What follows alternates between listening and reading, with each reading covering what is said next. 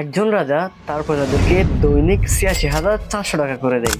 কিন্তু এখানে একটা শর্ত আছে, প্রজা তার নিজের ভাগের টাকা অন্য কাউকে দিতে পারবে না। দিন শেষে যত টাকা বেঁচে থাকে তা রাজা সম্পূর্ণ নিয়ে নেয়। এই ৮৬,৪০০ টাকার মধ্যে অনেকে ঘোরাঘুরি করে, অনেকে ভালো ভালো খাবার খায়, অনেকে আড্ডায় খরচ করে। কিন্তু কিছু চালাক মানুষ দৈনন্দিন খরচ মেটানোর পর বাকি টাকা দিয়ে বিনিয়োগ করে। পরবর্তীতে সে একটা সুন্দর জীবন পায়। সারাদিনে মোট ৮৬,৪০০ সেকেন্ড সময় পাই। এর মধ্যে আমরা যতটুকু খরচ করতে পারি, হোক ভালো হোক খারাপ, তা আমরা খরচ করে ফেলি। কিন্তু যেই সময়টা আমরা খরচ করি না, সেটা আমাদের লাইফ থেকে চলে যায়।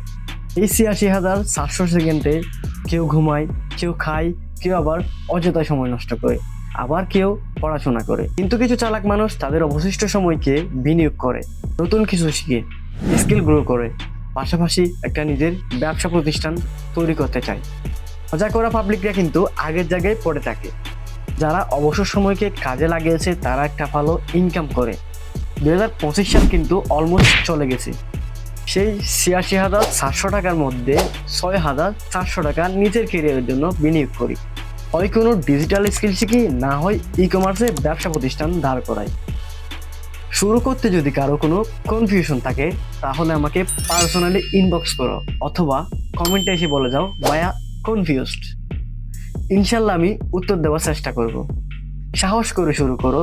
আমি কথা দিচ্ছি ২০২৬ সালটা শেষ হওয়ার আগে তুমি তোমার কেরিয়ারটাকে তৈরি করতে পারবা, যদি তুমি প্রপার গাইডলাইন মেনে চলো। যদি ভিডিওটা ভালো লেগে থাকে তাহলে আমার নাহিদ ফ্রিল্যান্সিং হাব চ্যানেলটি সাবস্ক্রাইব করো এবং লাইক কমেন্ট শেয়ার অবশ্যই করবেন। ততক্ষণ সুস্থ থাকি, ভালো থাকি। আসসালামু আলাইকুম।